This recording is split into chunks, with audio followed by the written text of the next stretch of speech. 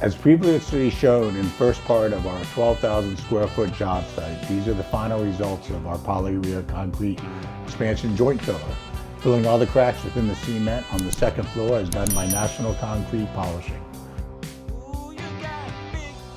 Okay, here we have our installers staging our flex membrane ECTM products in their respective coverage areas throughout this 12,000 square foot perimeter, as seen being taped off, not only to mark the coverage surface, but to also protect any baseboards or frames from unnecessary paint or splatter.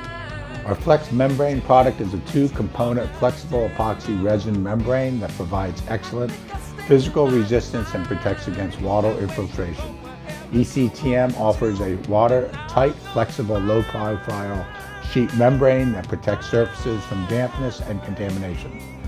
This product is used as a first coat in situations where you have a flexible surface, such as this concrete substrate on the second floor of this multi-use property. This product is 1.1 ratio product, pre-pigmented gray, where we pour the B into the A and mix.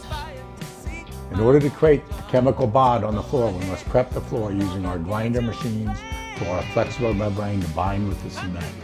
This is also necessary to prep our previously polyurea filled joints to create the same bond requirement.